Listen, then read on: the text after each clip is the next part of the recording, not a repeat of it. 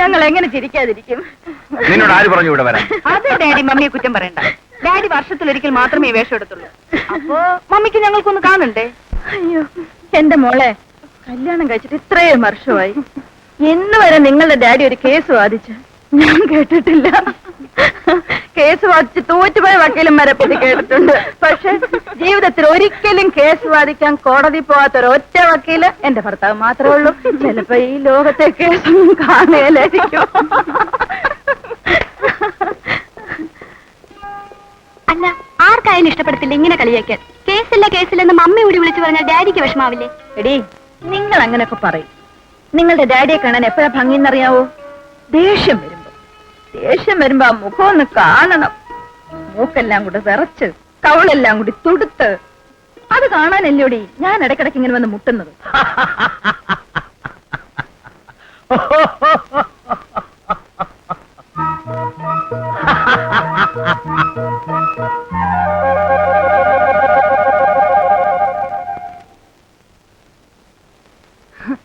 എന്താ പതിവില്ലാതെ ഈ വേഷത്തിൽ?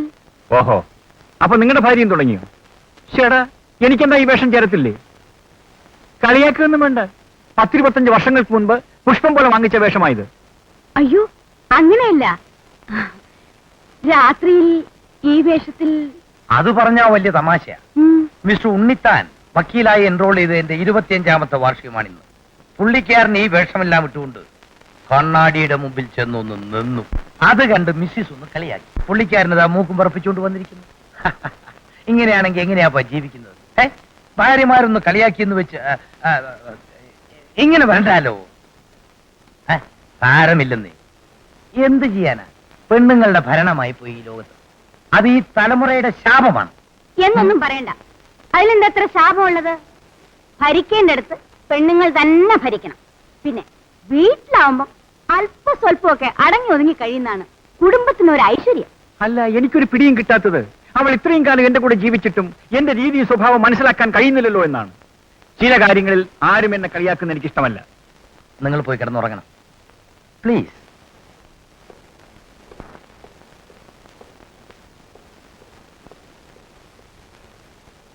എന്തൊരു മനുഷ്യനായത്! എന്തൊരു ചിരിയായത്! ഒരുമാതിരി വിടന്മാരുടെ ചിരി. വയസ്സും പ്രായമൊക്കെ നോക്കണ്ടേ? ഞാനിപ്പോ കൂടുതലായി ചിരിച്ചു. കൂടുതലല്ലെങ്കിലും ഇത് ചിരിയല്ല, അട്ടഹാസമാണ്. മേലാൽ അട്ടഹസിക്കരുത്. ഒരു വീട്ടിൽ താമസിക്കുമ്പോൾ, അതും ഭാര്യയോടൊപ്പം താമസിക്കുമ്പോൾ കുറച്ചൊക്കെ പരസ്പര ബഹുമാനം വേണ്ടേ? അതും ഒരു റിട്ടയർഡ് മിലിറ്ററി കേണലിൽ നിന്നും കുറച്ചുകൂടി ഒരു നല്ല പെരുമാറ്റം വേണ്ടേ? അത് ശരിയാ. അപ്പോ ഞാൻ അത്ര കൂടുതലായും ശക്തമായും ചിരിക്കാൻ പാടില്ലായിരുന്നു അല്ലേ? You are right.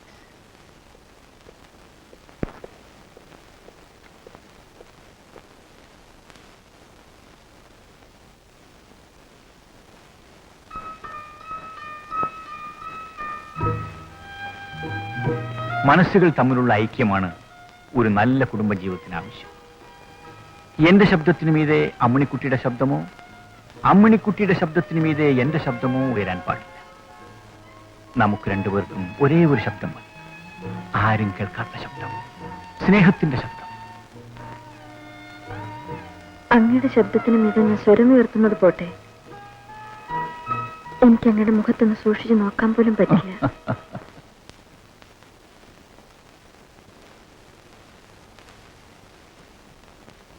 അപ്പോഴേ കിടന്നാലെങ്ങനെയാ? ഭക്ഷണം കഴിക്കണ്ടേ? വേണ്ട. വേണ്ടെന്ന് വെച്ചാ? എനിക്ക് ആഹാരം വേണ്ടെന്ന്. ഓ പിന്നെ, ആഹാരം വേണ്ടെന്ന് പറഞ്ഞാൽ എങ്ങനെയാ? പട്ടിണി കിടക്കാൻ ഞങ്ങൾ സമ്മതിക്കൂ? വന്ന് ആഹാരം കഴിച്ച്. ഞാൻ ഉറങ്ങാൻ പോവാണ്. കേസ് ഒന്നും വാദിക്കാൻ പോകണ്ട. ഞാൻ ചുമ്മാ തമാശ പറഞ്ഞല്ലേ. കേസ് വാദിക്കാതെ തന്നെ ജീവിക്കാനുള്ള വക എന്റെ അച്ഛൻ ഉണ്ടാക്കിയിട്ടുണ്ടല്ലോ. ദേ, അത് മാത്രം പറയരുത്. നിന്റെ വീട്ടിൽ നിന്ന് കൊണ്ടുവന്ന് ഒന്നുകൂടെ ജീവിക്കേണ്ട കാര്യം എനിക്കില്ല. എനിക്ക് സ്വന്തമായി ജീവിക്കാൻ 40 സെന്റ് പുരയിടവും 38 മൂട് തെങ്ങുമുണ്ട്. എന്ന് മുതൽ കേക്കുവാ ഈ 40 സെന്റ് ഭൂമി? നിന്നോട് ഞാൻ പ്രത്യേകം പറഞ്ഞിട്ടുണ്ട്, ആവശ്യമില്ല. എന്തിനാ മമ്മി ഇങ്ങനെ ബഹളം ഉണ്ടാക്കുന്നത്? എന്തൊരു കഷ്ടമായത്! തമാശ ഒന്ന് പറഞ്ഞു, അതൊക്കെ നിർത്താൻ പാടില്ലേ? പറയടി, നിന്റെ മമ്മിക്ക് ഇങ്ങനെ പറഞ്ഞു കൊടുക്ക്. നിനക്ക് കോളേജിൽ പോയി വിവരമുണ്ടല്ലോ, ഇവർക്ക് അതുമില്ലല്ലോ. ദേ, ഞാൻ കോളേജിൽ പോയിട്ടുണ്ടല്ലോ എന്നുള്ളത് നിങ്ങൾ നിർത്ത്. ദേ, ഇനി എന്റെ ഓർഡറാ, ആരും സംസാരിക്കാൻ പാടില്ല. ഡാഡി വരൂ, ആഹാരം കഴിക്കാം. ഡാഡി മൂളാനും മമ്മി മുക്കാനും. ഞാൻ ആഹാരം കഴിക്കാൻ വരാം, പക്ഷേ നിന്റെ മമ്മിയോട് പറഞ്ഞേരെ ഞാൻ ആഹാരം കഴിച്ച് തീരുന്നവരെ സംസാരിക്കാൻ പാടില്ല. യുവർ ഓണർ സമ്മതിച്ചോ? Yes, then you can proceed. Daddy വരൂ. നീ വയ്ക്കോ, ഞാനത് കഴിച്ചിട്ട് വന്നേക്കാം. ആഹാ, പിന്നെയും കിടന്നോ? ഇതാണ് എനിക്ക് ദേഷ്യം വരുന്നത്. ഞാൻ എന്തെങ്കിലും പറഞ്ഞാ ഉടനെ അങ്ങ് അനുസരിച്ചേക്കണം. പിന്നെ പ്രശ്നമല്ലല്ലോ, വെറുതെ എന്നെ കൊണ്ട് അതൊന്നും പറപ്പിക്കണ്ട വല്ല കാര്യമുണ്ടോ? ആഹാ, ദേ, പിന്നെയും കിടന്നോ? Come on, get up. മണി 6 ആയില്ലേ? വയസ്സ് 19 ഞാനൊന്ന് കിടന്നോട്ടെ.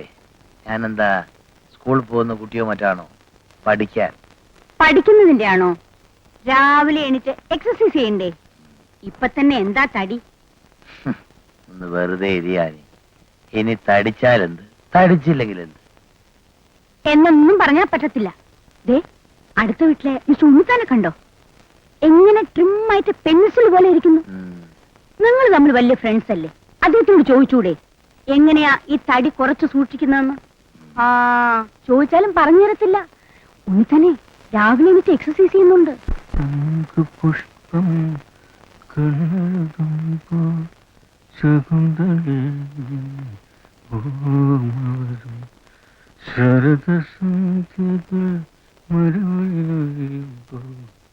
നേരം വെളുത്തില്ല, അതിനു മുമ്പേ കണ്ണാടി നോക്കിയിരിക്കാൻ എന്തുവാ ഇത്ര ഇരിക്കുന്നേ?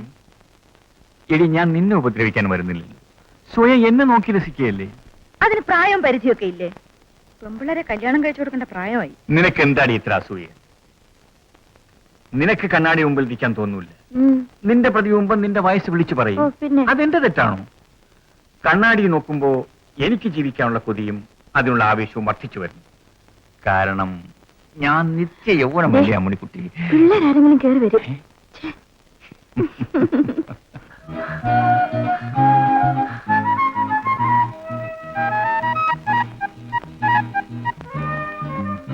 സുനിതാൻ,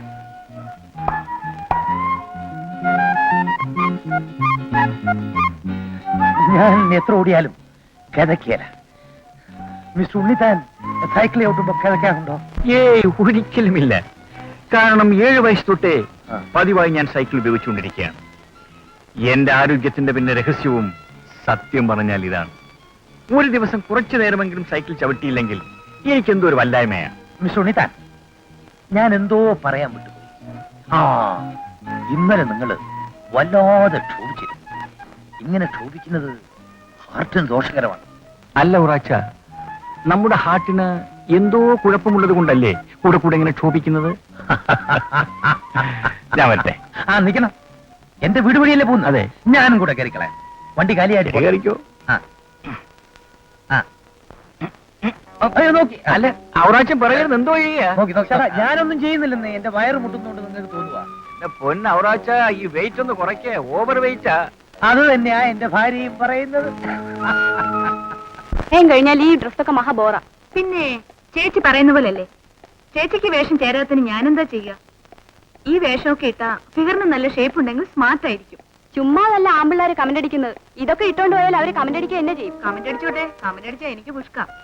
ഡാഡി, ഡാഡി, ഡാഡി, ഈ വേഷം എനിക്ക് നല്ല ചേർച്ചയുണ്ടല്ലേ? വേഷം കൊള്ളാം, പക്ഷെ എനിക്കിഷ്ടപ്പെട്ടത് ഇവളുടെ വേഷം. സാരി. അതന്നെ. എടി മോളെ, നിന്റെ മമ്മിയുടെ യാതൊരു വിവരവുമില്ലല്ലോ. മമ്മി അമ്പലത്തിൽ പോയിരിക്കുക, ഉടനെ വരും. ഇവളെന്തിനാടി അമ്പലത്തിൽ പോകുന്നത്? അവളുടെ ശരിയായ ദൈവം ഇവിടെയല്ലേ ഇരിക്കുന്നത്. നമുക്ക് പോവാം. നിങ്ങൾ വരട്ടെ ഡാഡി. എടി, റോഡിൽ കിടന്ന് ബഹളമൊന്നും ഉണ്ടാക്കരുത്, പറഞ്ഞേക്കാം.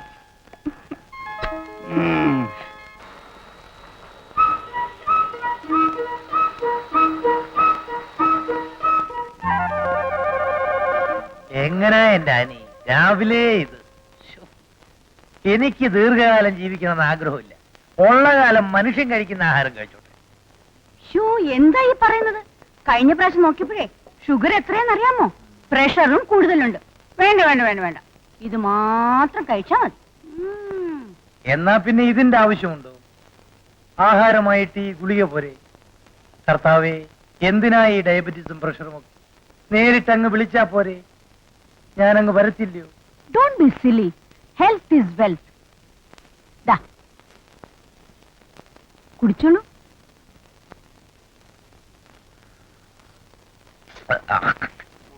കണ്ണടച്ചു കുടിച്ചോളൂ.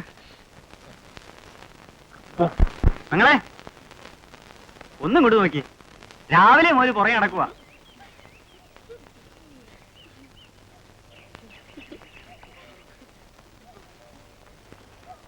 അല്ല പോവാണോ? നോക്കിയില്ലോളിയ. എന്താ സാറേ, പുതിയ ക്ലാസ്സിൽ പോകുന്നോണ്ടാണോ സ്കൂൾ പിള്ളേരെ പോലെ വൈറ്റ് ആൻഡ് വൈറ്റ് ഒക്കെ ഇട്ട് ഷൈൻ ചെയ്യാൻ വന്നിരിക്കുന്നത്? വെളുപ്പ് വിശുദ്ധിയുടെ ലക്ഷണമാണ്, അധ്യാപകൻ അതിന്റെ വക്താവുമാണ്. ഒന്ന് ജീവിച്ച് പോട്ടുണ്ട് സാറേ. There are several types of chemical decompositions. Certain decompositions take place in nature without our knowledge. Decay of buried human body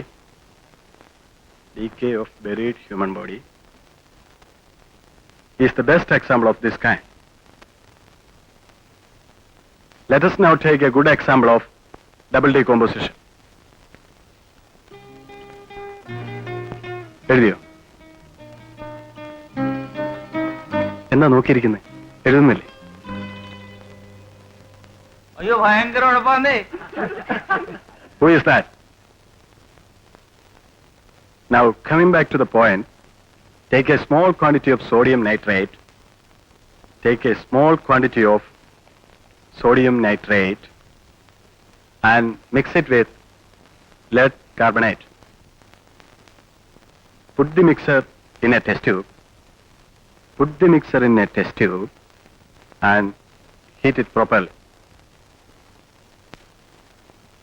Double decomposition takes place and thick fumes are produced.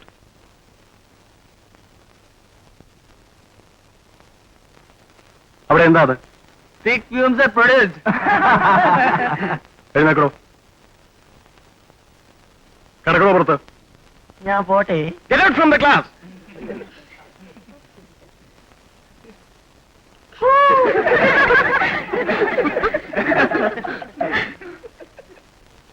ഓ, എന്റെ പൊന്ന് ദൈവമേ, ഒരു ഗതിയില്ലെങ്കിൽ മാത്രം ഈ പണിക്ക് പോവാവൂ. പണ്ടൊക്കെ ഗുരുബോധനോട് ഭക്തിയാ. ഇപ്പൊ ഓരോരുത്തരും ഗുരുവിന്റെ തോളി കൈയിട്ടുണ്ടല്ലേ പാഠം പഠിക്കുന്നത്.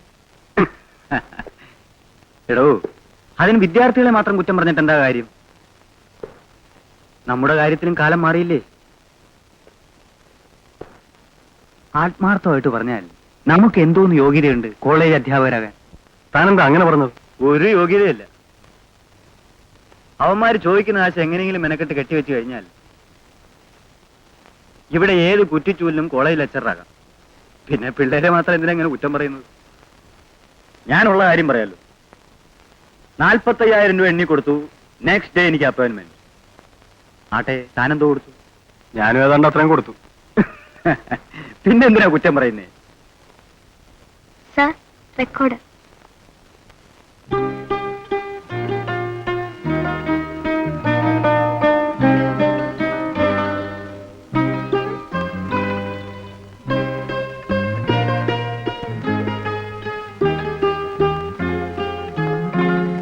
ഉള്ളത് പറയാമല്ലോ. ഞാൻ നോക്കിയിട്ട് കൂട്ടത്തിൽ ഭേദം ഈ കുട്ടിയെ.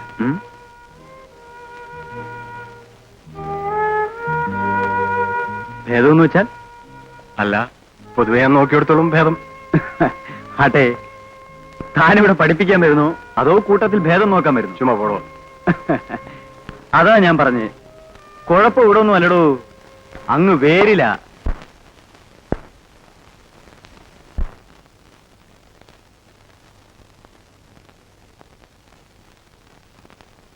നമസ്കാരം. നമസ്കാരം. നമസ്കാരം. ഞാൻ ഇവിടുത്തെ പുതിയ ഗ്രാമസേവയാണ്. എന്റെ ഭാര്യയും മക്കളും ആരും ഇപ്പൊ ഇവിടെ ഇല്ല. അതുകൊണ്ട് നമുക്ക് തൽക്കാലം സൗകര്യമായി അവിടെ നിന്ന് സംസാരിക്കാം. ഇവിടെ പശു ഉണ്ടല്ലേ? ഉണ്ട്. കറവേണ്ട പശുവാണോ? അത് എന്റെ ഭാര്യ വന്നാലേ അറിയാൻ പറ്റൂ. പശുവിന് രോഗം വല്ലതും വരാറുണ്ടോ? അങ്ങനെ എന്തെങ്കിലും പരാതി പശു പറഞ്ഞതായിട്ട് എനിക്ക് ഓർമ്മയില്ല.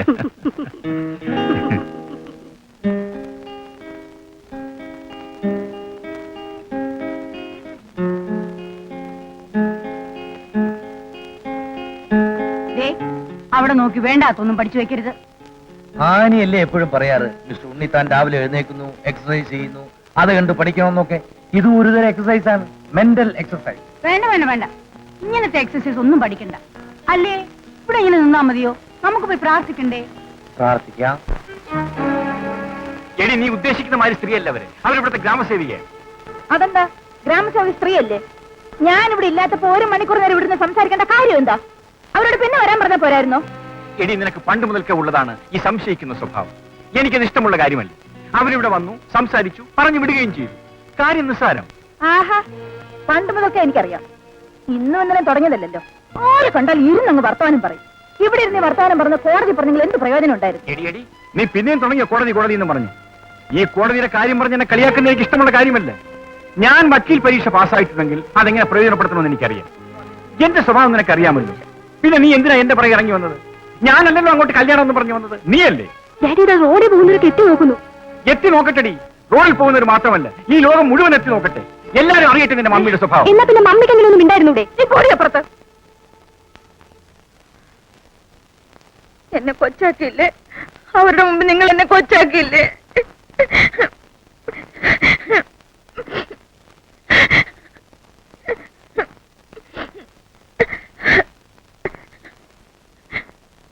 കഴിക്കണ്ട, ആരൊന്നും കഴിക്കണ്ട. പാടുപെട്ടുണ്ടാക്കിയതാ പാവയ്ക്ക കൊണ്ടാട്ടം.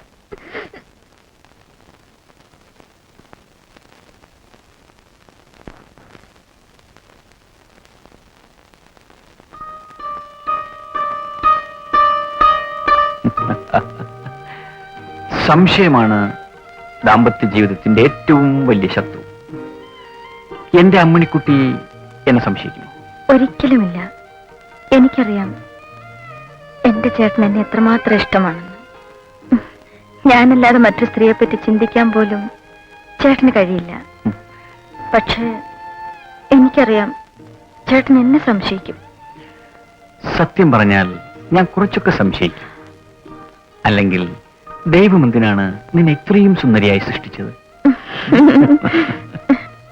എന്റെ അമ്മണിക്കുട്ടി എന്നെ സംശയിക്കുന്നു. ഒരിക്കലുമില്ല. എനിക്കറിയാം എന്റെ ചേട്ടൻ എന്നെ എത്രമാത്രം ഇഷ്ടമാണെന്ന്. ഞാനല്ലാതെ മറ്റു സ്ത്രീയെ പറ്റി ചിന്തിക്കാൻ പോലും ചേട്ടന് കഴിയില്ല. പക്ഷേ എനിക്കറിയാം ചേട്ടൻ എന്നെ സംശയിക്കും. സത്യം പറഞ്ഞാൽ ഞാൻ കുറച്ചൊക്കെ സംശയിക്കും. അല്ലെങ്കിൽ ദൈവം എന്തിനാണ് നിന്നെ ഇത്രയും സുന്ദരിയായി സൃഷ്ടിച്ചത്?